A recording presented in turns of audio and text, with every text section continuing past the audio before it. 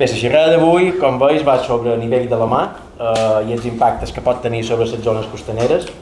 La xerrada és a càrrec de la Marta Marcos. La Marta és doctora en Ciències Físiques, es va doctorar en aquesta universitat l'any 2004 i després va fer una estada postdoctoral a La Rochelle, a França, durant el 2005-2006 i després encara una altra estada, 2006-2007, en el Centre Oceanogràfic de Southampton, del Regne Unit. 2008 es va reintegrar aquí, concretament a Cimedea, i amb un contracte que es diu Juan de la Cierva, i després d'aquest contracte en van quedar un altre que es diu Ramon y Cajal, que és un contracte per joves investigadors, bé, avui en dia no tan joves. No, joves no. Però perquè sapigueu la dificultat d'obtenir un contracte d'aquests, a la nostra especialitat, que és l'oceanografia física, se'n dona un cada any en tot Espanya. I el que l'agafa, el que li toca per mèrits el té, però realment són contractes extremadament competitius. I a partir d'aquest contracte l'avantatge és quan t'acabes, ja aquesta universitat ja t'assegura una plaça i consolides. Ella va consolidar com a professora contratada de doctor el 2017 i enguany ha passat a ser professora titular de l'universitat ja del Departament de Física d'aquesta universitat. També està escrit a Cimedea, que sabeu que és un centre mixte d'investigació entre la universitat i el Consell Superior d'Investigacions Científiques. Quan a el que és la carrera acadèmica, la Marta des dels principis va treballar en variabilitat de nivell de la mar, tant amb alta freqüència, temes com les rissagues, que tots coneixeu, fins a oscil·lacions molt més lentes, que són les climàtiques i que és del que avui ens parlarà. És autora de més de 100 treballs, la majoria a revistes de molt d'impacte. Té també moltíssimes contribucions a congressos, xerrades convidades, us podria llegir els mèrits, és investigadora principal d'un parell de projectes europeus, d'un projecte nacional, i bé, no és perquè sigui companya, però jo que la Marta a dia d'avui és una referència en el que és nivell de la mar, no només a nivell d'Espanya, que és segur, sinó a nivell internacional. És una autora molt citada i per tant crec que és un honor i un privilegi poder-la tenir aquí amb nosaltres. Marta, endavant. Bueno, wow, muchas gracias por la presentación y estoy muy contenta de ver que el aforo está completo. Bueno, como dice Damián, yo hace ya más de 15 años que me dedico a la investigación sobre la variabilidad del nivel del mar y sí he notado que en estos últimos años el tema del nivel del mar es un tema cada vez más recurrente en los medios. Supongo que esto tiene que ver con el hecho de que el aumento de nivel del mar es una de las consecuencias que son potencialmente más peligrosas del cambio climático. Y esto es así por los impactos que tiene en todas las zonas costeras. De manera muy intuitiva, cuando hablamos de impactos de aumento de nivel del mar en las zonas costeras, pues podemos pensar, bueno, múltiples, ¿no? Desde pérdida de superficie en una zona costera, ¿no? Una playa, por ejemplo, hasta erosión, que afecta a todas las infraestructuras que están en la costa, a todos los ecosistemas, las poblaciones que están en primera línea, porque el aumento de nivel del mar es una cosa lenta y paulatina y se siente, sus efectos se sienten sobre todo porque los efectos de los temporales son cada vez más intensos en la costa. Esta es la percepción que tenemos. Y además también de manera muy intuitiva podemos pensar entender muy fácilmente que estos efectos van a ser peores en las zonas planas, en las zonas de cotas bajas, ¿verdad? Aquí tenemos un ejemplo paradigmático. Esto es Malé, la capital de las Islas Maldivas, que está en el Océano Índico, que es una de las zonas con mayor densidad de población de todo el planeta, en torno a 50.000 habitantes por kilómetro cuadrado. Y además está a una altura sobre el nivel del mar actual que está entre metro y metro y medio. Así que no es difícil entender la vulnerabilidad de esta región. En cualquier caso, no hace falta irse tan lejos. Aquí tenemos también playas en Baleares, ¿no? Por ejemplo, la playa de Son Bou, en Menorca, es una playa natural con un cordón dunar detrás. Y abajo en la fotografía tenemos la playa de Palma, que es más representativa del tipo de playa que tenemos aquí en Baleares, ¿no? Playas urbanizadas con toda una serie de infraestructuras detrás. Bueno, estos ejemplos que he puesto de Maldivas y de estas playas no son casuales, porque son unos ejemplos a los que volveré después durante esta conferencia. Como decía antes, cuando nosotros pensamos en el nivel del mar, lo primero que preguntan, y esto también aparece mucho en los medios, bueno, ¿cuáles son los impactos, ¿no?, del aumento de nivel del mar? Y entonces rápidamente empezamos a hablar de impactos. así empecé la conferencia, así preparé la charla. Pero cuando he empezado a preparar esto, lo he hecho con la sensación de que estaba empezando la casa por el tejado, ¿vale? Así que vamos a rebobinar un poco. Volvemos al principio, volvemos al título, el aumento de nivel del mar por el cambio climático. Ya en el título hay dos conceptos que he mencionado pero que no he explicado.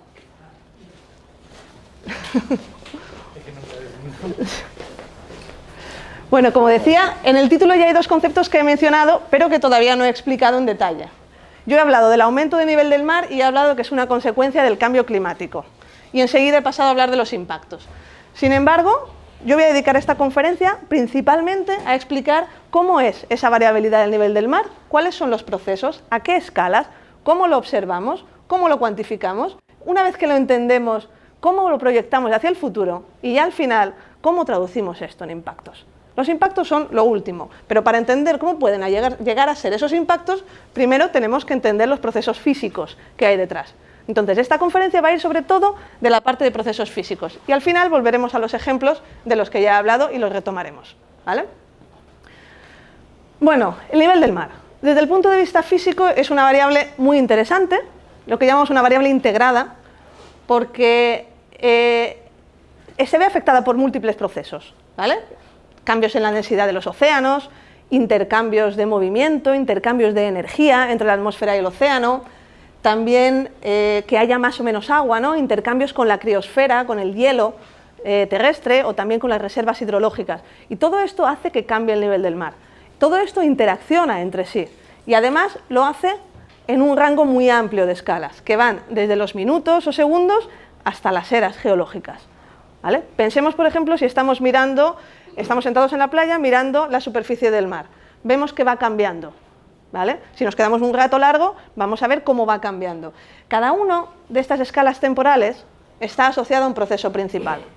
Volvemos al ejemplo, si estamos en la playa y vemos cómo van llegando las olas, vemos que el nivel del agua está cambiando cada pocos segundos. El proceso al que nos estamos refiriendo en ese caso es el proceso del oleaje.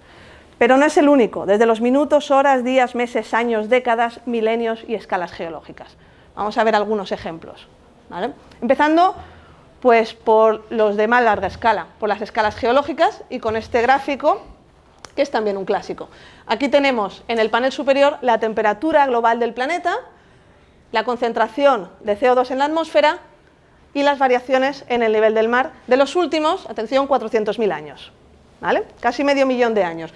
Nosotros estamos aquí, este es nuestro presente, el cero, y a medida que nos movemos hacia la parte de atrás, hacia la izquierda, lo que estamos haciendo es mirar hacia el pasado. Tenemos una ventana que nos está cubriendo 400.000 años. Entonces, en esta ventana estamos viendo cómo la temperatura global del planeta va oscilando más o menos 4, 5, 6 grados, la anomalía, ¿no?, la temperatura. Al mismo tiempo hay oscilaciones de la concentración de CO2 y al mismo tiempo hay oscilaciones del nivel del mar. Estos son los ciclos glaciales e interglaciales, ¿vale? Y tiene una explicación que ya averiguó y explicó el geofísico Milutin Milankovitch a principios del siglo XX.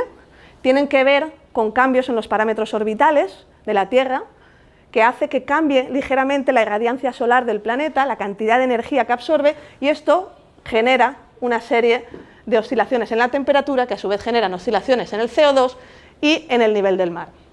Pero fijaos, sobre todo en la magnitud. Estamos hablando de cambios de nivel del mar de 100 metros, ¿vale? 100 metros. En el último interglacial, en el último máximo glacial, perdón, ahora estamos en un interglacial, hace aproximadamente 20-25.000 años, el nivel del mar estaba unos 120 metros por debajo de lo que está hoy en día, ¿vale?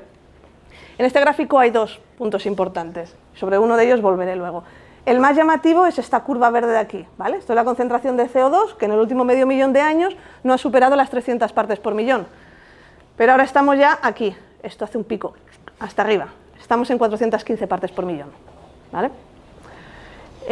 La otra cosa que no es tan evidente, pero también podría llamar la atención si lo miramos con detenimiento, es el último interglacial, ¿vale? 120.000 años atrás. 120.000 años atrás, la temperatura del planeta, por estas causas naturales, por estos ciclos, era entre 2 y 4 grados más alta que hoy. El nivel del mar promedio estaba en torno a 10 metros más alto que hoy, ¿vale? Con un pequeño cambio de temperatura. Esto es algo que es un hot topic, ¿no? En ciencia, es algo que se está estudiando mucho porque pequeños cambios, ¿no? Se habla mucho de cuáles son esos puntos de no retorno, ¿no? Esos cambios que puede hacer que haya algún proceso imparable que haga aumentar muchísimo el nivel del mar. Y por eso se estudian los últimos épocas que pueden ser análogas a las que tenemos ahora con el calentamiento global. Vale, vamos a centrarnos un poquito más vamos a ir reduciendo la escala temporal y vamos a centrarnos un poquito más en tiempos más cercanos al nuestro, ¿vale? Entonces nos quedamos con estos últimos 20.000 años aproximadamente. Desde el último máximo glacial, como decía, el nivel del mar ha aumentado en torno a 120 metros globalmente. Toda esa agua que ahora está en el océano, antes estaba aquí, en las capas polares, ¿vale? Era la glaciación. Entonces, las capas polares, que hoy en día, esto es el hemisferio norte, tenemos aquí Groenlandia, esto llegaba hasta las latitudes medias. Esto es Norteamérica y esto es Europa. Toda esa agua estaba en forma de hielo y esa agua está ahora en los océanos. Hasta hace más o menos 10.000 años hubo una subida bastante abrupta de nivel del mar. En el Holoceno, esta época de aquí, en cambio, el clima es mucho más estable. Por lo tanto, no es raro que durante esta época ha sido cuando se hayan desarrollado las civilizaciones humanas, ¿no? Por ejemplo, las pirámides de Egipto, que son las construcciones más antiguas, solamente tienen 5.000 años. Estarían más o menos situadas por aquí, ¿vale? La historia que conocemos de nuestra civilización está limitada a esta parte de aquí, al Holoceno reciente, cuando tenemos un clima estable. Si nos fijamos un poquito más, nos vamos a unos cuantos siglos, milenios, vamos acercándonos más a nuestra época, los últimos 2.000 años, por ejemplo, no solamente la temperatura o el clima es estable, sino que además podemos cuantificar las tasas de cambio de nivel del mar, ¿vale? Y estas tasas de cambio han sido prácticamente constantes durante los últimos milenios hasta el último siglo. Se puede establecer que la tasa de cambio, el aumento de nivel del mar durante el siglo XX no tiene precedentes en como mínimo los últimos 3.000 años. ¿Vale? Vamos a fijarnos un poquito más, vamos a ir acercándonos poco a poco. Este aumento rápido de aquí, volviendo a lo que he enseñado antes, este es el mismo gráfico de CO2. Como decía, durante los ciclos glaciares no se ha superado las 300 partes por millón de concentración de CO2 y ahora estamos ya en 415 partes por millón. Y esto, evidentemente, tiene consecuencias en todo el sistema climático, ¿vale? Más típica, los gráficos que estamos más acostumbrados a ver, pues son posiblemente los de la temperatura del aire, ¿no? Este gráfico que es con datos de la NASA, que son datos instrumentales, porque de temperatura atmosférica tenemos datos desde finales del siglo XIX que son fiables. Entonces, se puede calcular aproximadamente cuál es la temperatura global y cómo han sido esos cambios desde finales este es el año 1880, finales del siglo XIX hasta nuestros días. Entonces constatamos que la temperatura global del planeta ha ido aumentando. Pero a pesar de que este sea el gráfico que más acostumbrado estamos a ver, la temperatura aumenta, ¿no? Por algo lo llamamos calentamiento global, no es ni muchísimo menos la única consecuencia de esa concentración tan abrupta, ese cambio tan abrupto de CO2, ¿no? Hay también pérdida en los glaciares de montaña, pérdida en la cobertura de nieve, una disminución del hielo marino, un aumento de la temperatura de los océanos también captan más calor y, por supuesto, el nivel del mar al mismo tiempo va subiendo. Muchos de estos efectos, por tanto, están en los océanos. Y además los océanos son un elemento clave en todo el sistema climático. Son un regulador del clima, son un sumidero de CO2 y absorben calor, absorben mucho calor, absorben tanto calor que de ese calor extra que tenemos en la atmósfera, en el planeta, más del 90% se almacena en los océanos.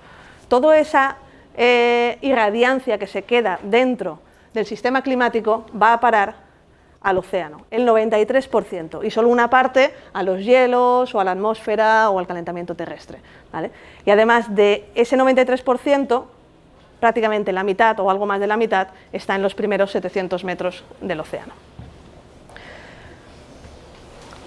Entre las consecuencias que ya he mencionado es el aumento de nivel del mar. Aquí tenemos un gráfico de lo que se llama el antropoceno.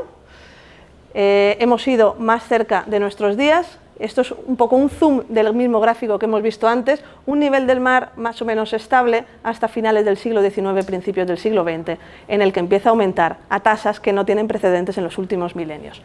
Y estas líneas de colorines aquí nos dicen que el nivel del mar durante el siglo XX ha estado aumentando a un ritmo de 1,3 milímetros por año.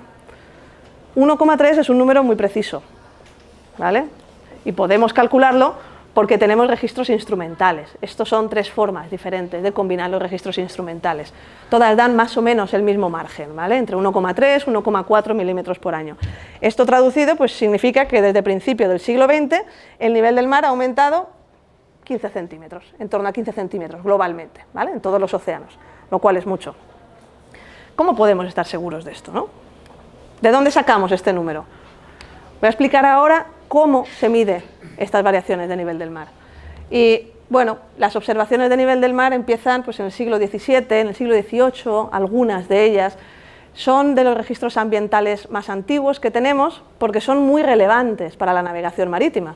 Aquí no estamos tan acostumbrados en el Mediterráneo porque no tenemos mareas, pero en puertos como Liverpool, que es uno de los puertos que tiene los primeros registros de nivel del mar, tienen 3 metros de marea. Entonces tienen que saber cuándo meter los barcos y cuándo no pueden meter los barcos. De ahí provienen unas de las primeras medidas de nivel del mar, ¿vale?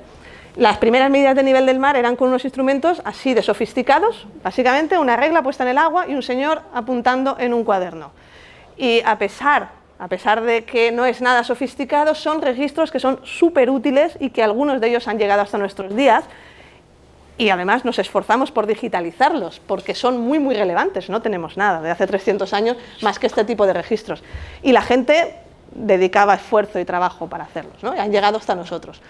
Ya a finales del siglo XIX, pues la tecnología había avanzado un poquito y empezaron a aparecer unos mareógrafos, son los instrumentos que miden el nivel del mar en las costas, que eran básicamente un sistema de engranajes y un papel que giraba a medida que un flotador conectado por un cable subía y bajaba. El flotador subía y bajaba con el nivel del mar y eso lo registraba un lápiz, ¿vale? Estos registros también existen, algunos desde los años 1880 y se han digitalizado, incluso las curvas.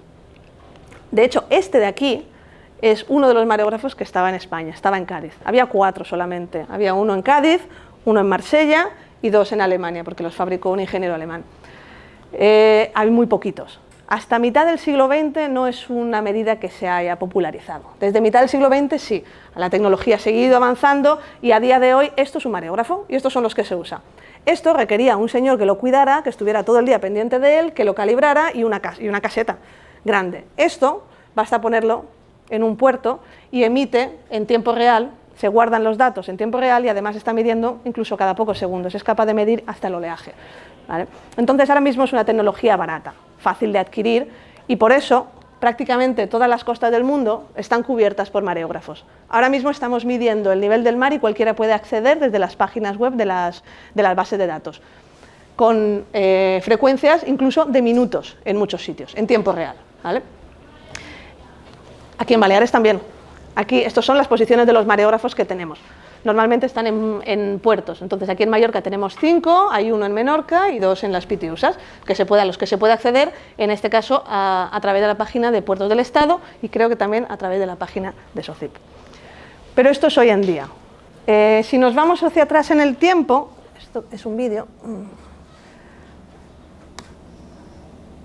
Vale, aquí lo que tenemos es, cada puntito es un mareógrafo y esto nos indica el año, ¿vale? Entonces, a medida que nos vamos hacia atrás en el tiempo, en el siglo XX, lo que hacen es que van desapareciendo, cada vez tenemos menos observaciones, así que si lo que queremos es ver cómo ha evolucionado el nivel del mar a lo largo del siglo XX, no es una cosa inmediata, no voy a aburriros con los detalles, es muy complicado, os enseñaré el resultado dentro de un rato, porque realmente es algo muy complicado, pero aún así hemos conseguido poder representar las variaciones globales de nivel del mar desde el principio del siglo XX, gracias a que estos mareógrafos sí existen. Son pocos, pero son suficientes. Aparte de los mareógrafos, también tenemos observaciones de nivel del mar a partir de altimetría satelital, ¿vale? Las observaciones remotas han revolucionado muchísimos campos de la ciencia y la oceanografía no es ninguna excepción. Desde octubre de 1992 se está midiendo el nivel del mar con una cobertura prácticamente global y con una precisión centimétrica. gracias a toda una serie de satélites que se han ido lanzando por parte de las agencias espaciales, uno detrás de otro con algunos periodos de solapamiento. ¿Cómo funciona esto de la altimetría satelital? Bueno, pues a ver si funciona esto. Muy bien. Bueno, básicamente es un satélite que lanza un pulso electromagnético, está orbitando alrededor de la Tierra y lanza un pulso electromagnético y analiza el eco. Cuenta el tiempo que tarda ese eco en ir y volver. Y como es un pulso electromagnético, conocemos la velocidad, pues sabemos cuál es la distancia. El satélite está posicionado con un GPS y podemos calcular esta distancia respecto a al mismo posicionamiento que tiene el satélite. Normalmente los satélites pues, se refieren a una curva imaginaria que va cerca de la superficie de la Tierra, que es lo que se llama un elipsoide, ¿vale? Entonces podemos saber cuál es la altura de este nivel del mar, la distancia al satélite y la altura sobre este elipsoide de referencia, y también desde el centro de masas de la Tierra. Como resultado obtenemos este tipo de mapas, gracias a la altimetría. Esto es un ejemplo del tipo de productos que nos pueden dar estas observaciones remotas. Son las tendencias de nivel del mar desde 1993 hasta el año 2010. Tendencias significa el cambio en milímetros por año que sufre el nivel del mar. Y no tengo la escala de colores, pero esto va de menos 15 milímetros por año a más 15 milímetros por año. ¿Qué nos está diciendo? Bueno, muchísimas cosas. La primera, que no sube igual por todas partes, ¿vale? Un mareógrafo que tengamos aquí en el Mediterráneo, en Mallorca, pues seguramente no será nada representativo de una costa del Pacífico. Y esto es así pues por la dinámica oceánica, porque hay zonas del océano, estos patrones están asociados principalmente a las zonas del océano que están captando más o menos calor, a esa dinámica oceánica, ¿vale? Está subiendo en promedio, pero no lo hace de la misma manera por todas partes. Por eso lo de tener los mareógrafos no siempre en el mismo sitio y no siempre bien equiespaciados, pues puede llevar a toda una serie de investigaciones y problemas para conseguir hacer una serie global. Lo que sí nos permite la altimetría, de una manera muy fácil, es hacer un promedio de todas las medidas que se tienen de los satélites y construir este tipo de curvas, ¿vale? Esto es las variaciones globales de nivel del mar desde el año 1993 hasta marzo de este año. Y lo que vemos aquí es un aumento sostenido y paulatino, casi lineal, del aumento de las tasas de cambio del nivel del mar.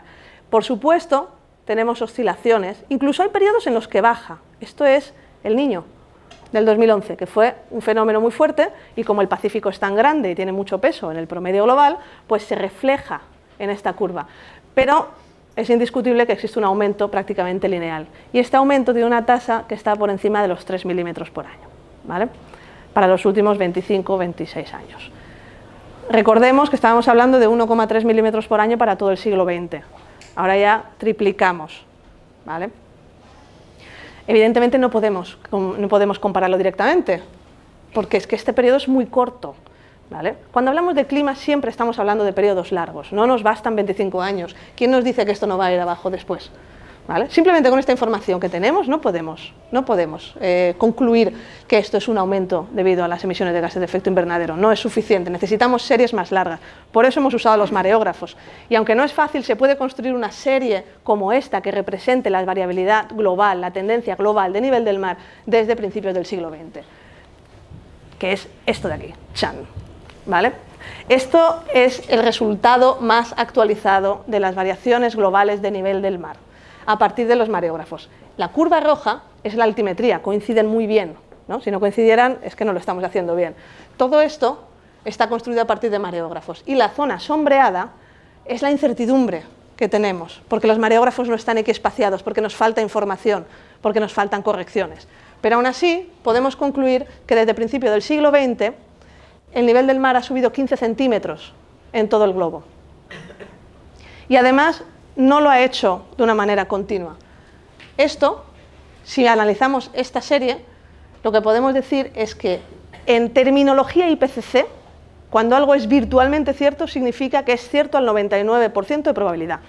Podemos decir que es virtualmente cierto que como mínimo el 45% de esta subida, de estos 15 centímetros, tiene un origen antropogénico, no es variabilidad natural. Y esto sin tener ninguna otra información. A mí me dan esta serie y por las características estadísticas que tiene, yo sé que la mitad no es variabilidad natural, que tiene un forzamiento externo.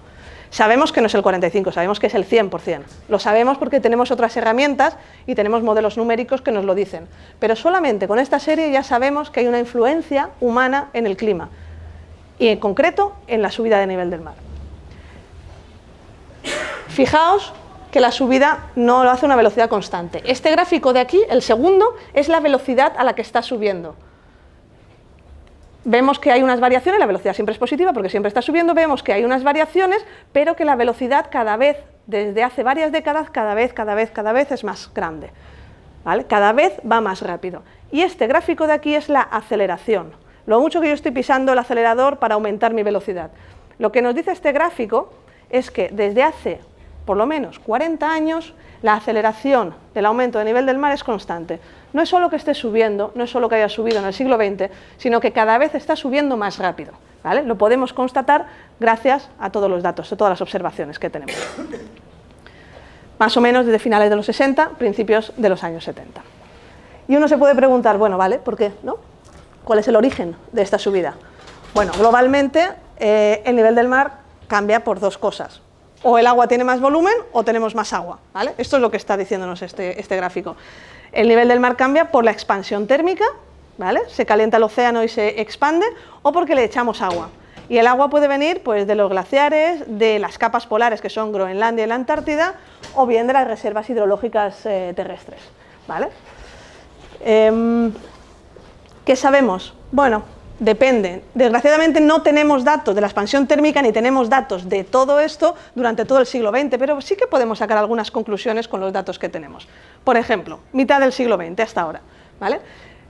La temperatura del océano se ha ido midiendo, no idealmente, no por todas partes, pero bueno, lo suficiente, ¿no?, como para hacer una estimación de cuál ha sido la contribución de la expansión térmica de los océanos al aumento de nivel del mar.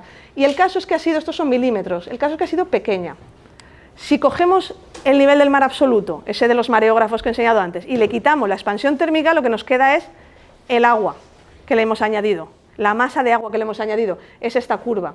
Esta curva roja es mucho mayor que esta curva azul, significa que la expansión térmica juega un papel secundario. Es decir, que el aumento de nivel del mar en el siglo XX tiene que venir de otro sitio que no sea solo el calentamiento del océano. ¿De dónde puede venir? Bueno, pues aquí tenemos un anuncio del año 1962 que da algunas pistas. Este anuncio es de la compañía Humble Oil, una petrolera, que en el año 1962 se jactaba de que con la energía que proporcionaban cada día a los hogares estadounidenses se podía derretir 7 millones de toneladas de glaciar, ¿vale? Esta es la compañía, hoy en día se llama Exxon, ¿vale? Y ya entonces decían esto. Ha cambiado mucho la publicidad desde entonces, afortunadamente, y también las conciencias. Y el caso es que hemos visto en muchas ocasiones, ¿no?, en internet este tipo de fotografías. Glaciar en el año 1900 y 100 años después, ¿no?, cómo ha ido desapareciendo. No son solo las fotografías. Glaciares hay muchos y muy pocos monitorizados, pero los que están monitorizados en todo el mundo muestran un decrecimiento muy significativo. No solamente por esto, pero podemos concluir, sabemos que la principal fuente de aumento de nivel del mar durante el siglo XX ha sido la pérdida de los glaciares, con una contribución de la expansión térmica, pero sobre todo la pérdida de hielo de los glaciares, ¿vale? Desde el año 2002, desde principios de este siglo, tenemos la suerte de que hay muchas más fuentes de datos. No usamos solamente fuentes secundarias o algunas medidas de la temperatura del océano aquí y allá. Ahora ya tenemos datos de verdad, ¿no?, el periodo dorado. Tenemos datos de nivel del mar gracias a la altimetría, como los que he mostrado antes. Tenemos datos de la expansión térmica del océano porque hay programas internacionales que están monitorizando los primeros 700 metros, los primeros 2000 metros, perdón, del océano, que es donde se acumula la mayor parte del calor, como hemos visto antes. Y tenemos también satélites que miden una cosa muy curiosa, que es el cambio en el campo gravitatorio terrestre. El cambio en el campo gravitatorio porque se redistribuye la masa en la superficie, es decir, masa que había en las capas polares, por ejemplo, y que se expande por todo el océano. Eso tiene una señal en el campo gravitatorio, hay satélites que lo miden desde el año 2002, así que podemos calcular con muchísima precisión globalmente cuáles son las tres contribuciones: la subida a nivel del mar total, la contribución de la expansión térmica y la contribución de la masa que se añade al océano, y además de manera independiente, y además cuando las sumamos coinciden, con lo cual debemos estar haciéndolo bien. Y aquí he puesto un vídeo, a ver si se ve bien, a ver si funciona, porque este es...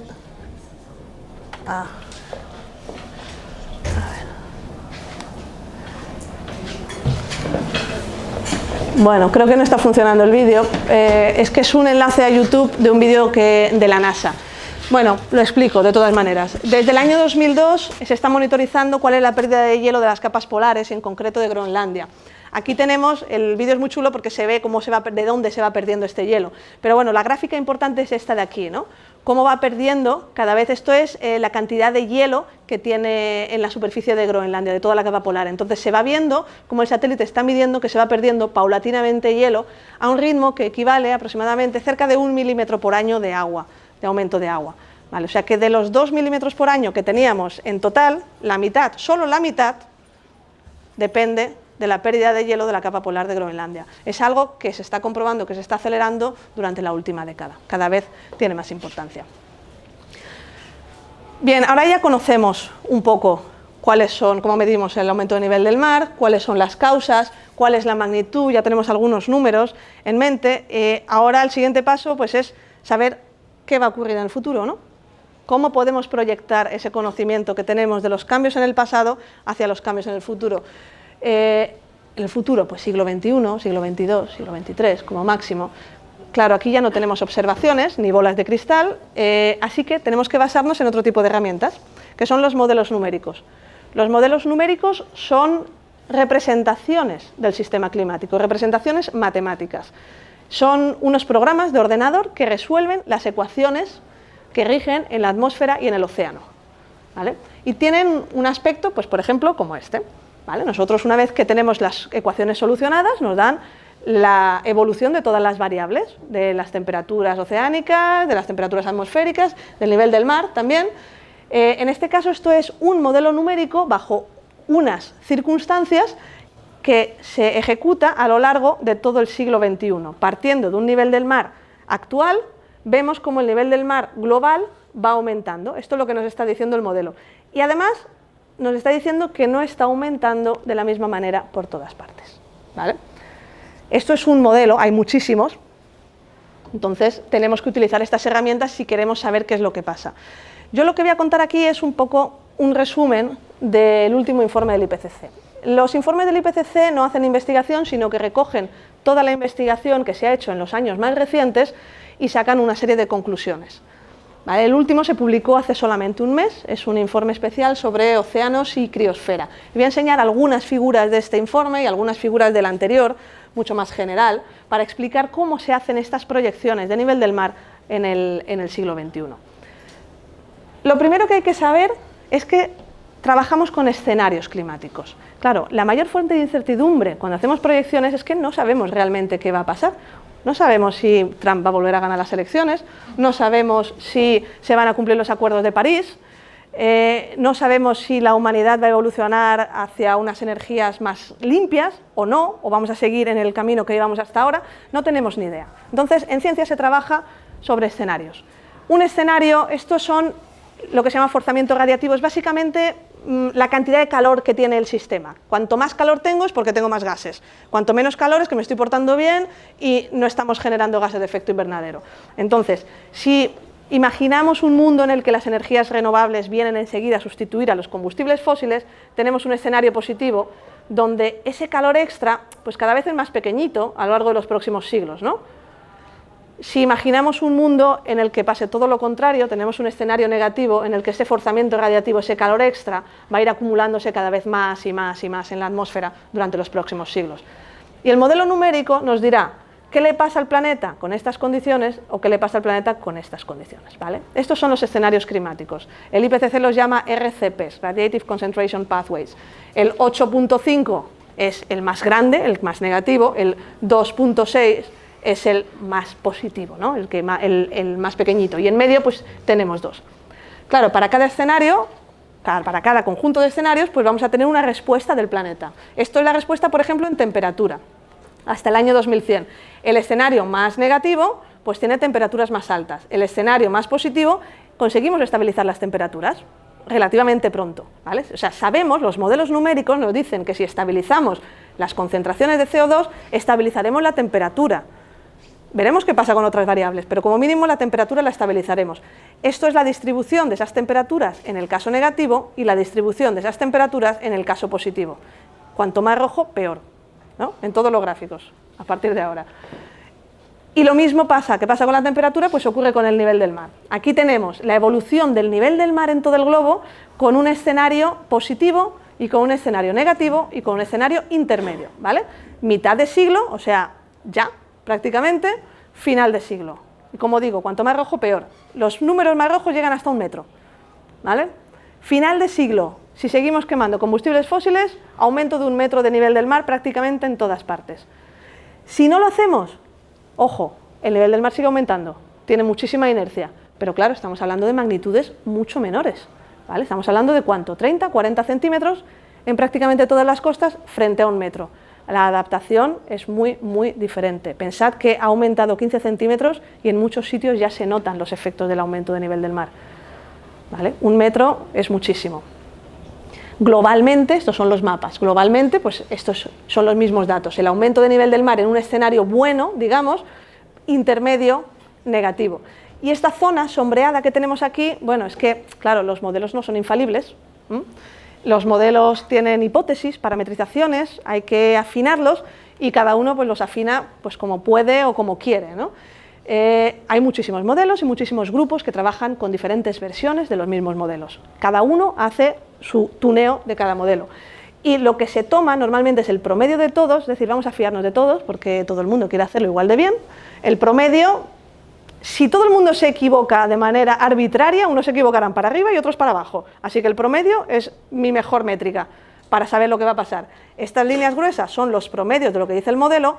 Estas sombras que tenemos aquí es la incertidumbre asociada a ese modelo, ¿vale? Tenemos una incertidumbre que nos viene de que no sabemos qué escenario climático tenemos.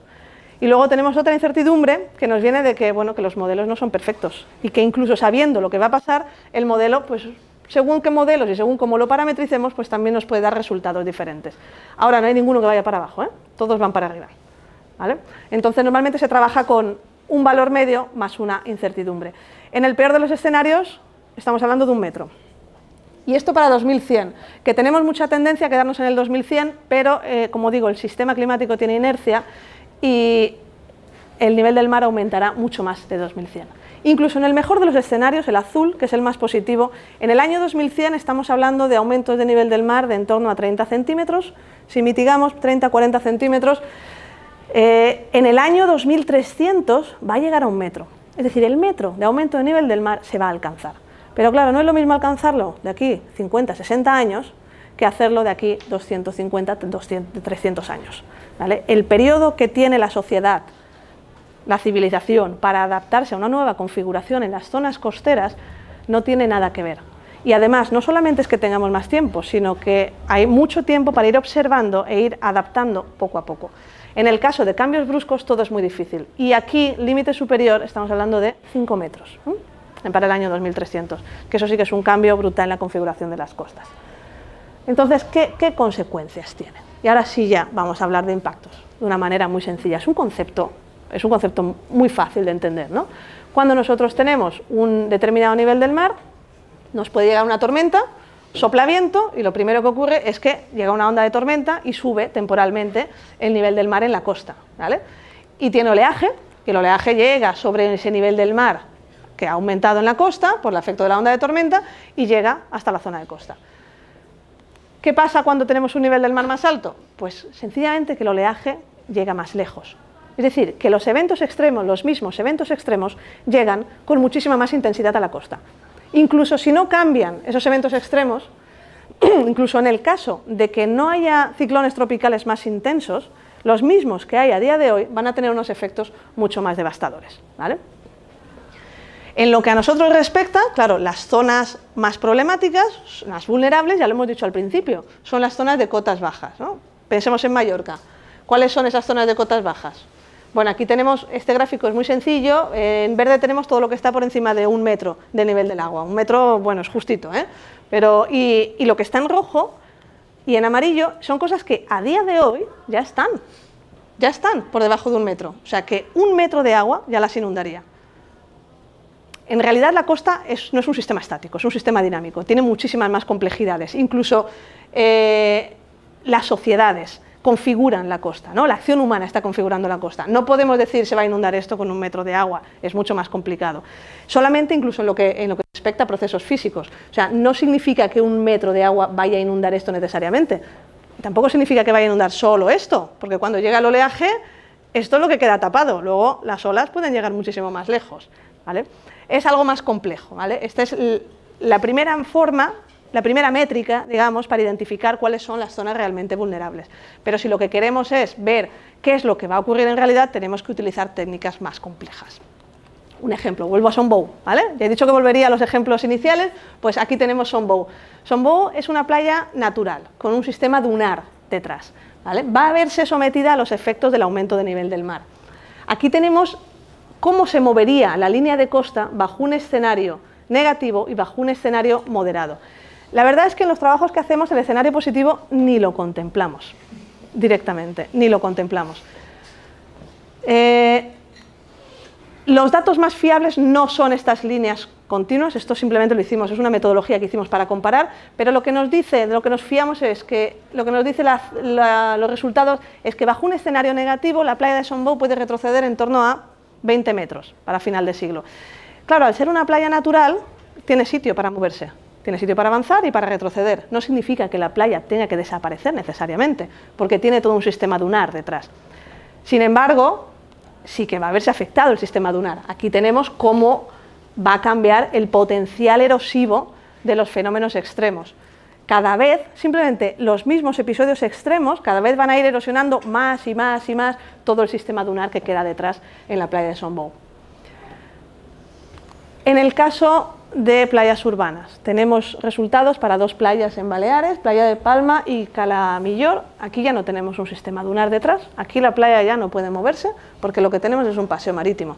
Entonces, la acción combinada del aumento de nivel del mar y del oleaje que se lleva el sedimento de la playa tiene como consecuencia un retroceso muy significativo de la línea de costa, tanto en Cala Millor como en Playa de Palma, que además son playas muy representativas del tipo de playa que tenemos aquí en Baleares. Para final de siglo, en algunas zonas de la playa se va a perder prácticamente toda la superficie aérea y en promedio se va a perder más de la mitad, ¿vale? Esto es bajo el escenario más negativo. ¿Se puede evitar? Claro, si mitigamos, la pérdida será muchísimo menor. De la misma manera, también puede haber actuaciones para protegerlo. Esto es asumiendo que no hay ningún tipo de actuación. Las actuaciones, en un momento dado, a lo mejor ya no son económicamente sostenibles. Ese es el problema, porque las playas se pueden regenerar. Lo que pasa es que llega un momento que hay que regenerarlas demasiado a menudo y a lo mejor ya no compensa económicamente, ¿no? Que suele ser el motivo por el cual se regeneran estas playas. Más ejemplos, algo más dramáticos. Este es las Maldivas y voy a enseñar unos resultados para uno de los atolones que está en la parte sur. Las Maldivas se ven sujetas a la acción de los oleajes que se generan en el océano Austral. Es la parte del mundo donde tenemos vientos más intensos y oleajes más fuertes, ¿vale? Son oleajes que viajan miles de kilómetros y llegan hasta estas islas de aquí. En concreto, en esta isla que está justo aquí al sur, en el año 2007 llegó un oleaje que no es que fuera excepcionalmente grande, sino que hubo 3 episodios seguidos con unas olas típicas de 4 metros. 4 metros allí no es una cosa tan exagerada, el problema es que fueron 3. Y el resultado nos lo da esta simulación, ¿vale? Cuando empiezan a llegar las olas, bueno, lo primero que vemos es que el arrecife de coral está atenuando muchísimo, para eso están los arrecifes y por eso existen estas islas. Está atenuando muchísimo las olas, pero a pesar de la atenuación, prácticamente toda la isla se queda inundada. En el año 2007, con el nivel del mar más o menos que tenemos a día de hoy. Este evento se hizo famoso pues, por los efectos que tuvo. Estas son algunas fotografías de ese evento. de la gente, hubo muchísimos daños materiales. Lo más importante es que se quedaron sin agua, ¿vale? Porque las reservas hídricas que tenían se las llevó por delante, todo el oleaje, y tuvieron que llevar garrafitas de agua de las islas cercanas. Claro, esto es a día de hoy, ¿no? Esta es la configuración de la isla a día de hoy. Si le ponemos medio metro más de agua, esta línea de aquí es la configuración a día de hoy, lo que está pintado es lo que quedaría con medio metro más de agua, o 75 centímetros, o 90 centímetros, ¿vale? Escenario muy plausible en unas pocas décadas. Estas islas se vuelven absolutamente inhabitables con medio metro, 90 centímetros más de agua. Ya no hace falta ni esperar a un oleaje a día de hoy, ¿vale? Un oleaje actual ya las inunda, entonces un oleaje con esto, bueno, es que prácticamente no queda isla, ¿vale? En Maldivas sí que se hacen muchísimas actuaciones para proteger, pero no siempre están funcionando. Otro ejemplo, también en las Maldivas, voy a enseñar cuáles son los efectos de una ola en uno de los atolones, en este caso está aquí, en la zona occidental, que también está sometida a los swells que vienen, a los oleajes que vienen de esta parte. ¿Cuál sería el efecto a día de hoy de una ola y cuál sería el efecto pues, a final de siglo con un metro más de agua, ¿vale? Bueno, para empezar hay una parte de la isla que ya no existe, pero bueno, no es muy importante porque no tiene casas. O uno puede pensar que no es demasiado importante porque no tiene casas. Cuando llega la misma ola, esta es la misma simulación, es una ola muy grande, de hecho exageradamente grande para esta zona, vemos que esta ola tiene el potencial de inundar parte de la isla en las condiciones actuales. Ahora, la misma ola en condiciones futuras arrasa con todo, la inunda prácticamente entera. Una vez más, volviéndola inhabitable, bajo las mismas condiciones que hoy en día serían soportables. ¿Vale? Y bueno, con estos ejemplos tan positivos termino. Lo que sí me gustaría pues dejar algunos mensajes claros. Destacaría que se puede cuantificar cuánto ha aumentado el nivel del mar en 15 centímetros desde el año 1900 por efecto del calentamiento global. Constatamos que el nivel del mar no solo está subiendo, sino que cada vez sube más rápido. Se está acelerando, hace ya 40 años que se está acelerando la subida de nivel del mar. Esto hace 40 años no lo sabíamos, ni hace 20, esto lo sabemos ahora. Y además no va a parar. Incluso aunque paremos las emisiones de gases de efecto invernadero, el nivel del mar va a seguir subiendo y va a alcanzar un metro. De nosotros depende que alcance un metro en el año 2100 o que alcance un metro en el año 2300, ¿no? Si mitigamos, no solo reducimos el aumento, sino que además reducimos riesgos altísimos de puntos de no retorno que pueden hacer que el nivel del mar aumente mucho más rápidamente por la contribución antártica de la que no he hablado, pero que, bueno, que puede llegar a ser muy relevante. Y, claro, los que más lo van a sentir son las áreas costeras que tienen una cota muy baja y que son muy llanos. Y esto incluye pues, algunos de los grandes deltas, sobre todo asiáticos, algunas de las megaciudades y zonas que están muy densamente pobladas. Muchas gracias.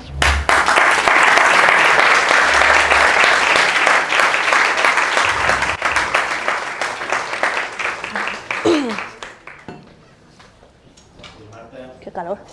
Obriríem un torn de paraules, qualcú que vulgui aclariments, dubtes, comentaris. ¿Han tenido en cuenta lo que calientan los coches que están dando vueltas para aparcar? ¿Ha cambiado la hora? Podríamos tenerlo en cuenta, porque para llegar hasta aquí, uf. Han ampliado en 2 veces 13.500 cuotas y resulta que yo fui a ver a los últimos 3 años con un recorte del periódico que la compañía Dornier, que era la que cobraba antes los tickets, había perdido 3 millones de euros porque tenía que cubrir más zona azul y no haya coches. Te vas a la zona azul por la tarde y a veces no hay ni la mitad de sitios ocupados. O sea, no vas a los aparcamientos, los tenemos vacíos y esto es un asunto. Supongo que sí. Cientos de coches con más cosas para aparcar, cada día a 3 cuartos para no hacer aparcamiento. ¿Cuánto calor representa y cuánta gasolina nos hacen gastar de más y el tiempo que perdemos? Todo porque el que pueda más puede aparcar el coche. Además, lo malo es que es un tiempo limitado la zona azul. Sí, supongo que hacen falta políticas que incentiven el uso del transporte público y otro tipo de movilidad muy diferente a la que tenemos hoy en día. El transporte público también tiene que arreglarlo un poquito. Todo es mejorable, claro. Tienen marcadores electrónicos los autobuses. A veces está 20 minutos esperando el autobús y luego en 2 minutos los tres vienen el control. Tienen aparatos para controlarlo. Las bicicletas para ir a la universidad. Yo propuse una vez una reunión que los estudiantes de la universidad, porque no iban en bicicleta a la universidad, que hay un camino, un carril bici. Dijeron que no está condicionado porque solo se tenían que duchar. O sea, les repele el olor de sudor, que es natural. Ahora, el humo de los cigarrillos, eso no.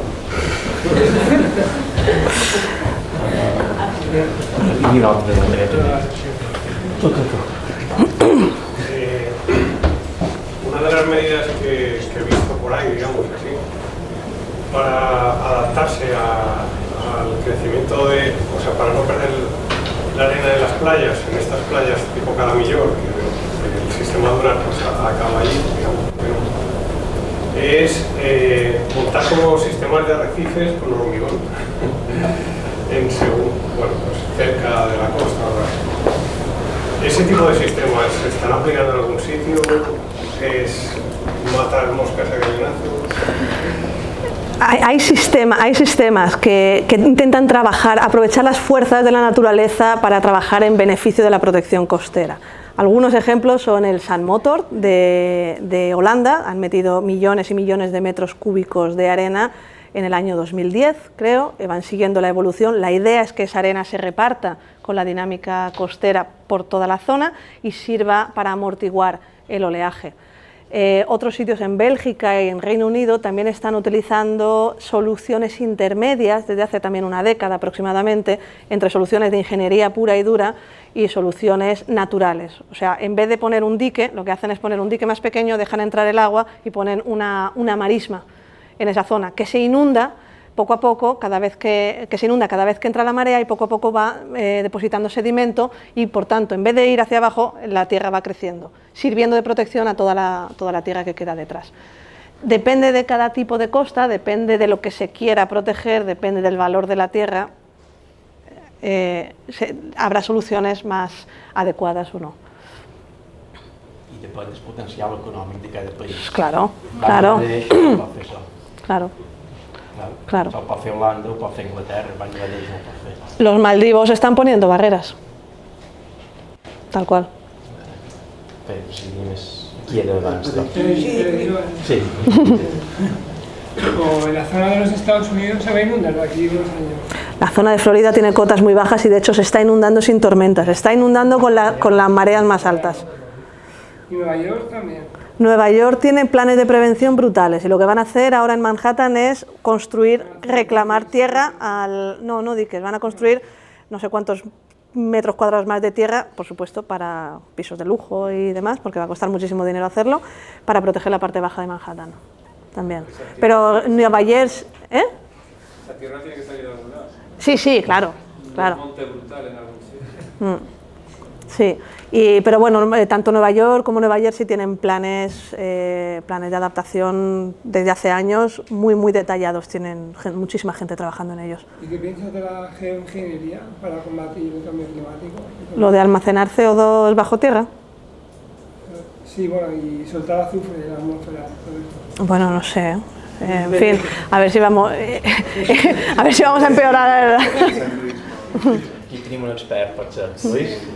Bueno, todo en el aire, nuestras decisiones no se pueden tomar tan a la ligera porque hay que experimentar. Se puede fertilizar el océano, se puede poner algo en la atmósfera que rebote el calor, pero eso, el problema es que les tira un salto para destapar a otro, ¿verdad? Claro. Entonces eso tiene efectos secundarios que no se pueden estimar. No hay nadie que esté tomando medidas. Bueno, hasta mandar espejos en órbita y todas estas cosas han sugerido. Cuando la solución es bastante obvia, que es dejar de emitir. Sí. Pero bueno, yo sugiero, si alguno tiene interés en estos temas, hay un especial en The Guardian sobre cambio climático y en este mes, donde se explica quién está invirtiendo en petróleo y en seguir extrayendo y cada vez más profundo y cada vez más. Y da mucho miedito. Sí, no, que hoy justamente he visto un estudio que ha salido que pasa el riesgo de 80 a 300 millones. Sí. Que ha salido justamente hoy y lo sí. encontré de Es un Nature, sí. Y tiene un visor y me he puesto a darle al visor para ver qué zonas de Baleares estaban en rojo. Y aparece, creo que es la bahía de Alcudia, y luego Menorca no aparece nada, pero sí aparece Ibiza y Formentera. ¿Qué zonas de Ibiza y Formentera son? Las Salinas. Las Salinas, Claro. ¿no? Sí, bueno, ya me lo zonas de imagino, cotas pero... más bajas. Sí, en este estudio lo que han hecho ha sido utilizar un modelo digital de terreno. O sea, vamos a ver, para ver cuál es la exposición, cuando se quieren hacer estimaciones globales o continentales de cuánta gente está expuesta al aumento del nivel del mar, se utilizan estimaciones de las altitudes, ¿no?, de que hay en las costas. El problema es que esto no hay prácticamente datos. Los datos que hay son de satélite. Claro, el satélite, si le rebota, no sabe si tiene un árbol, ¿vale?, o tiene suelo. Entonces igual te dice, no, esto está a 10 metros y es un árbol, ¿vale? Entonces esta gente lo que ha hecho es refinar la metodología. Y dicen, no, donde antes decíais que estaba a 20 metros, no, eso está a 2 metros. Por lo tanto, esta gente también está expuesta. Y el área de exposición es muchísimo mayor. Sin embargo, yo conozco el trabajo porque yo lo revisé y era muy crítica en la manera en que hicieron los cálculos, porque las comparaciones, realmente lo de triplicar, las comparaciones no están bien hechas, en el sentido de que ellos, bueno, tienen una serie de cálculos mucho más refinados. Pero bueno, sí, han ajustado sobre todo las altitudes. Tiene un algoritmo mejor para calcular altitudes cerca de costa. Realmente en Baleares las zonas más, así en principio, sería la zona que has comentado de las bahías, ¿no?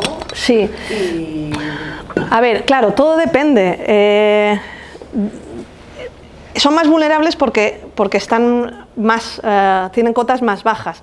Pero bueno, cualquier parte de playa también es vulnerable en el momento que desaparece la playa, ¿vale? Depende de lo que interpretes por vulnerabilidad, no es solo la inundación, es que si te desaparece tu fuente de ingresos, ¿no?, que es el turismo,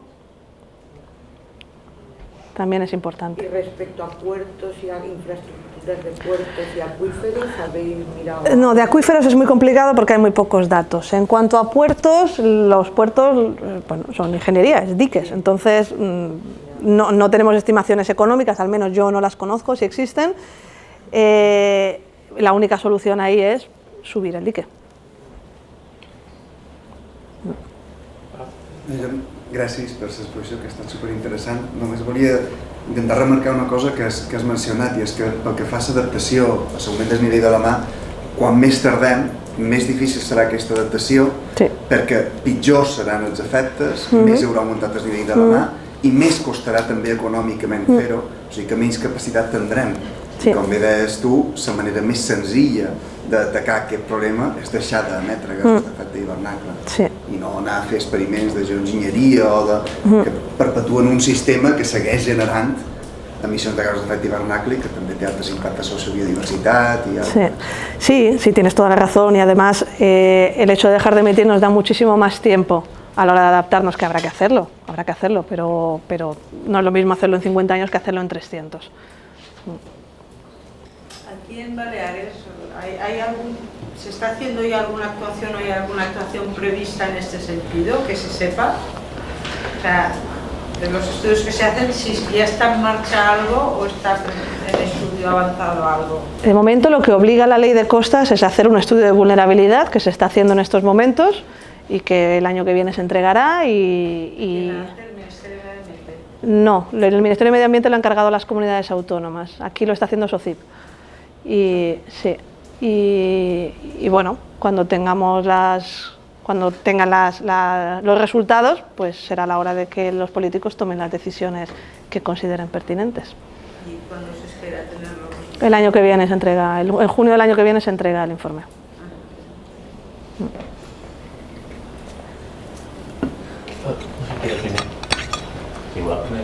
I quines seran les conseqüències per la vida marina? pujar el nivell de la mar. Imagino que també va relacionat amb la edificació dels oceans y tal, o sigui. Bueno, son consecuencias diferentes. El origen del problema es el mismo, que es la emisión de gases, la concentración de gases de efecto invernadero, pero son dinámicas diferentes. El nivel del mar no afecta de manera significativa a los ecosistemas marinos. Sí lo hace el calentamiento y sí lo hace la acidificación, que al final surgen de lo mismo. Hace 70 años yo vivía en Campastilla y vivía las dunas que hay entre Campastilla y Arenal. Luego han hecho dos hoteles tan altos que la brisa del mar, al pegar en la fachada del hotel, hace un remolino y tira la arena hacia adentro del mar. Llega a la playa Campastilla y puedes andar 100 metros o más y te llega a la Campastilla, porque la arena que hubiese hecho las dunas se ha devuelto al mar.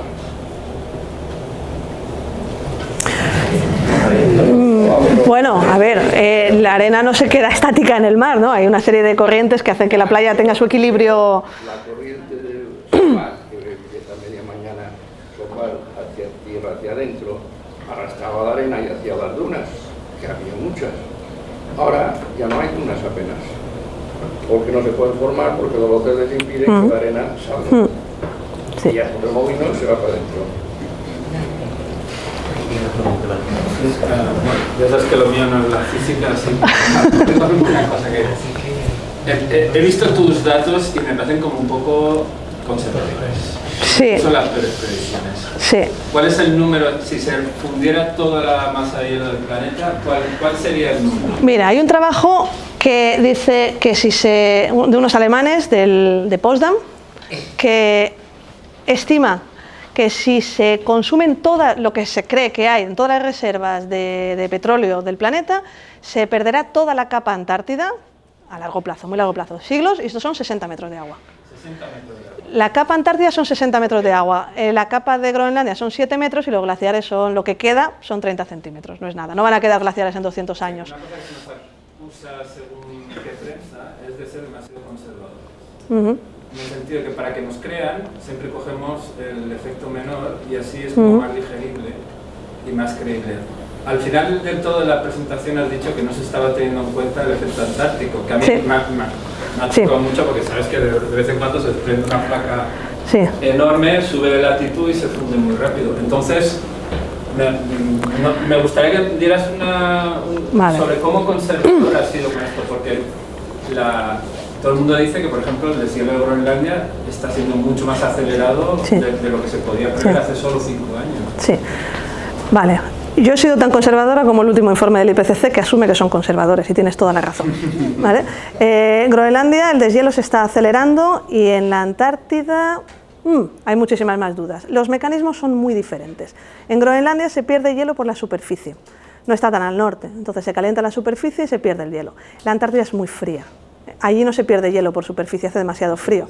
Se pierde hielo porque el agua debajo de las capas de polares es cada vez más caliente. Muy poco, pero poco a poco va comiendo hielo y hace que se rompa. ¿Vale? Hay varios mecanismos que influyen en la pérdida de hielo de la Antártida. Uno es relativamente conocido, es la inestabilidad de las capas, a ver si lo traduzco, Marine Ice Sheet Instability, la inestabilidad de las capas de hielo marinas, que ocurre cuando se rompe, lo que dice, se pierde una capa de hielo que está en contacto con el agua, ¿vale?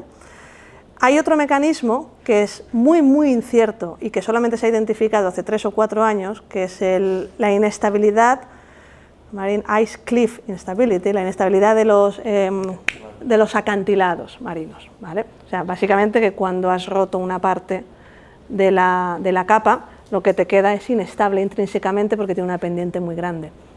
El problema es que esto no se puede parametrizar. Hubo un trabajo en el año 2016, muy criticado, que tenía unas proyecciones de contribución antártica de hasta 15 metros en el año 2300, 15 metros de agua, porque le daba mucho peso a este último mecanismo. Sin embargo, han publicado este año otro artículo en el que se corrigen a sí mismos los autores diciendo que habían calibrado posiblemente mal el modelo y que esos 15 metros quizá eran demasiado exagerados. Por eso el último informe del IPCC, que salió hace un mes, no lo contempla como algo plausible, o por lo menos no lo es dentro de este siglo. Se piensa, el conocimiento actual tiende a pensar que estamos lejos de ese tipping point que va a hacer que ese mecanismo sea importante. No se llega a comprender, pero claro, la incertidumbre es muy grande. Por eso, lo que ha hecho básicamente el último informe no es cambiar los valores medios que te dan los modelos, sino ampliar el rango de incertidumbre. Eso por una parte. Por otra parte, hay glaciares que están en retroceso en la Antártida, y en la Antártida Occidental, algunos de los glaciares más grandes, un solo glaciar puede contribuir 6 metros de agua, el Thwaites Glacier, por ejemplo, 6 metros de agua globalmente. Pues es un glaciar enorme y además llega hasta muy profundo. La Antártida tiene algunas zonas que están por debajo del nivel del mar actual, 2 kilómetros por debajo del nivel del mar actual, y además con una pendiente inversa, con lo cual, si... ¿Cómo me explico? Bueno, vale. Nosotros podemos tener algo así, ¿vale? Aquí está la capa de hielo, este es el glaciar, y aquí tenemos el océano, ¿vale? Entonces la capa de hielo se puede perder por aquí, se puede ir perdiendo poco a poco a medida que entra el agua más caliente aquí, pero cuando llega aquí, este es el punto de no retorno. Una vez que se desestabiliza esto, la pérdida de todo este hielo que hay aquí en 2 kilómetros es rápida, cuestión de años. Los modelos dicen que si se llega a este punto, se pierde todo este hielo. Estos son 6 metros de agua, de un solo glaciar, que es el que está más en riesgo. Lo que no está claro es si este proceso está ya funcionando o no, todavía. El estado del arte piensa que todavía no, pero bueno, hay algunas voces que creen que podría tener influencia. Sí. El hielo flotante, si se funde, no pasa nada. Ya, es que... Sí, es cierto. Este no es hielo flotante, esto es tierra, es hielo continental. Sobre tierra, sí, aumenta, pero si no, se funde y estamos en las mismas. No exacto. Se tiene en cuenta. Sí. Es que a veces lo Sí. tienes delante y no lo ves. Bueno, esto sí lo han visto. Espera, que hi ha una pregunta aquí abans, Pau. Sí, jo, en quant que jurista, hi ha diversos principis que s'apliquen des de perspectiva jurídica en problemes mediambientals. Un d'ells és el principi de precaució, no? O és de prevenció, que intervé quan ja hi ha un risc més o menys identificat. Clar, tu ara parlaves d'aquest tipping point i mencionaves que és bastant probable que no succeeixi dintre del segle XXI. Però quin grau de certesa i d'incertesa hi ha, bueno, dintre del que seria l'escala que utilitzes IPCC, extremely likely, very likely, quin hi hauria i més o menys per quan se preveu? No hi ha estimacions possibles. No sé, el problema es que esos procesos, el unknown, ¿no? Es algo que no sabías que estaba ahí y que además no conoces, no se conocen. No se modelizan, es muy difícil. Entonces, lo que yo he leído en el informe de IPCC, porque yo no soy glacióloga, lo que yo he leído es que se considera improbable que ese tipping point se llegue dentro de este siglo. Pero no se considera imposible, y no se considera imposible tampoco encontrarse un mecanismo todavía desconocido que haga que eso se acelere. Entonces, claro, el principio de precaución sí, yo lo entiendo, pero ¿hasta qué punto? Porque ¿qué pasa cuando nos pasamos de adaptar y proteger si luego nos hace falta? Unos sobrecostes que igual deberíamos dedicarlos a otros temas más urgentes, se están invirtiendo en algo que no vamos a necesitar. Sí, la intervención del principio de precaución no sería tanto para destinar medidas concretas a este fenómeno concreto, sino para argumentar en favor de medidas de mitigación del cambio climático mucho más potentes que las que se están llevando a cabo hoy en día. Y el riesgo no solo a 100 años a 80 años vista, sino pensando en las generaciones futuras, que también como sujeto potencial de derechos cada vez se está poniendo más sobre la mesa. Sí, sí. Sí, creo que en este tema no se ponen de acuerdo. Gracias. A ver, también la fusión de los glaciares y de esto emite unas cantidades de agua dulce a los océanos que están cambiando los niveles de salinidad y supongo que afectan a las corrientes, y esto supongo que afectará al clima. ¿Se sabe más o menos claro, hay los efectos de qué va a pasar aquí, por ejemplo? Hay una componente dinámica. Si cambiamos la estructura termoalina del océano, también cambiamos su dinámica, pero es menor en comparación con lo que supone aumentar la cantidad de masa del océano. Es secundario, digamos, es una corrección de segundo orden. Para casi todas las corrientes.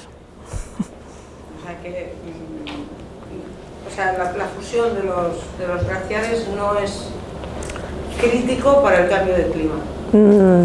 Bueno, no para el aumento de nivel del mar. Sí que lo es, claro, para los Alpes sí.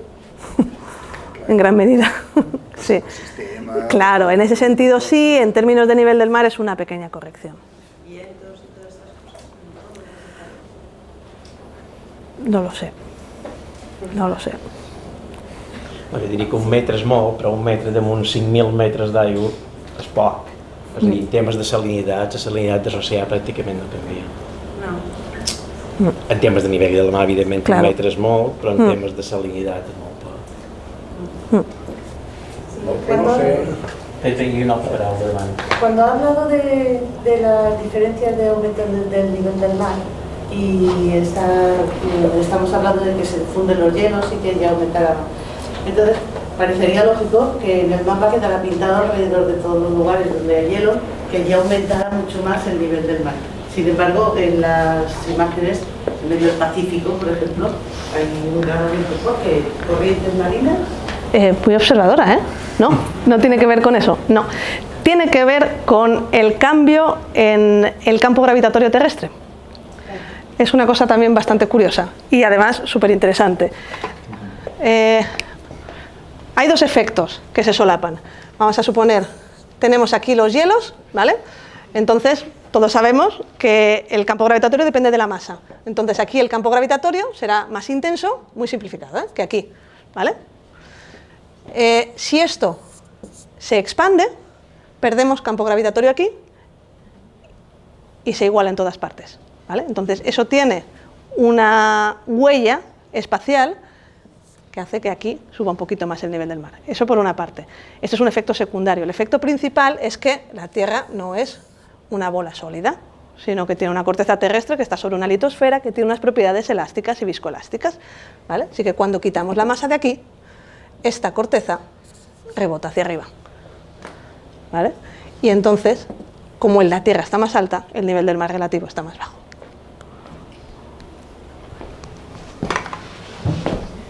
¿No se verán dañadas estructuras urbanísticas, hoteles, casas, chalets en la costa, aquí en Mallorca?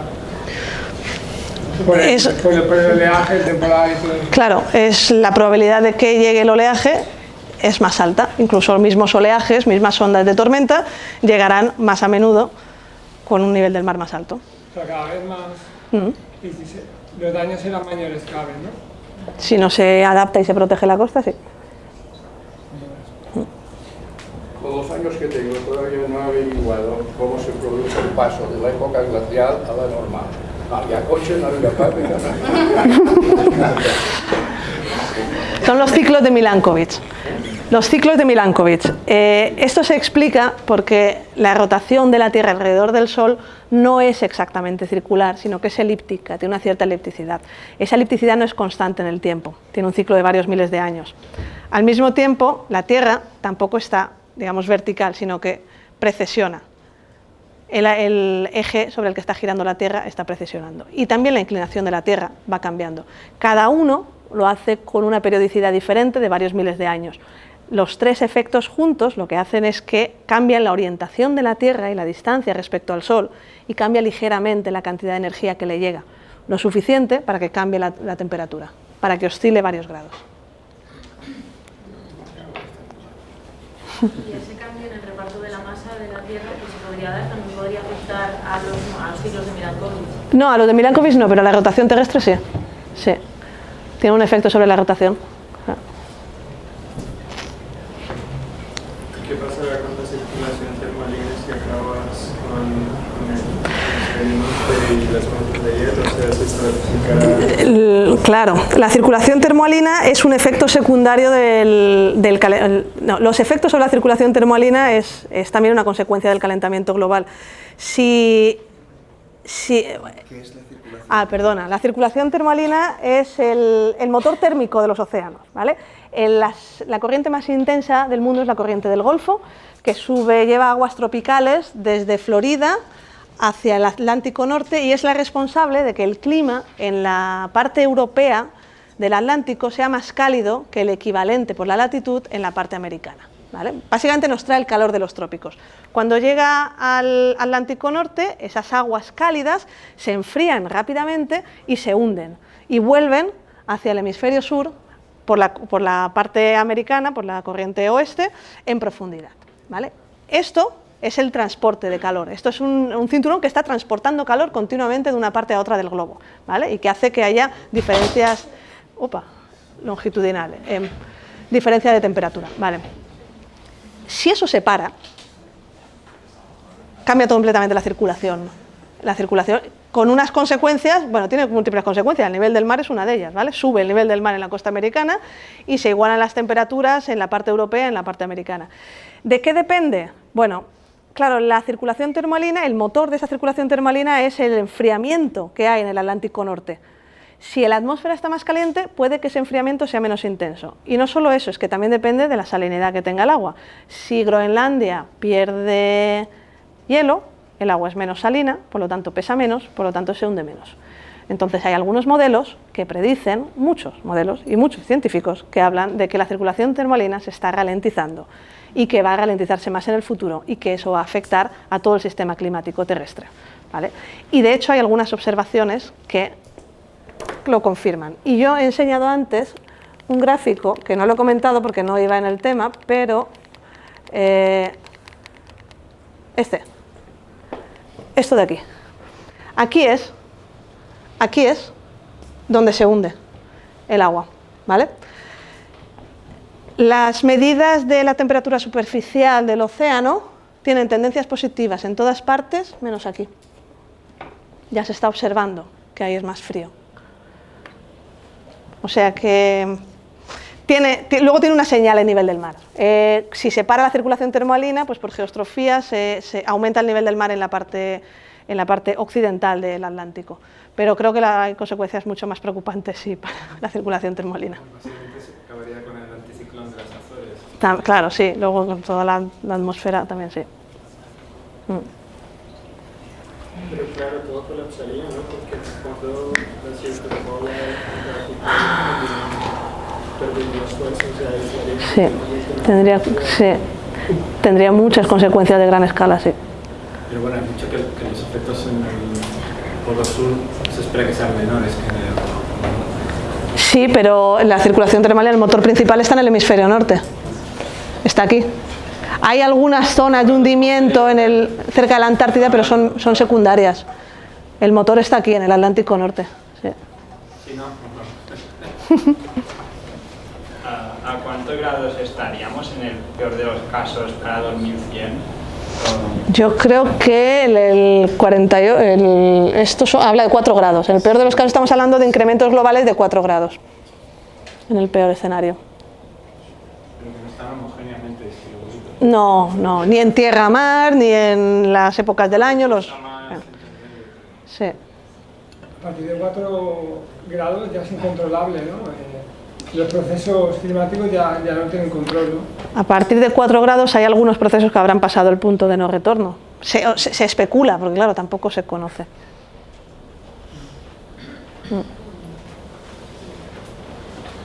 Luego lo de las algas, con el calentamiento de las corrientes térmicas que van hacia el norte, creo que producen que las algas se extiendan hacia el norte, algo así, ¿no? Uy, ya esto, yo de algas no tengo un conocimiento muy limitado.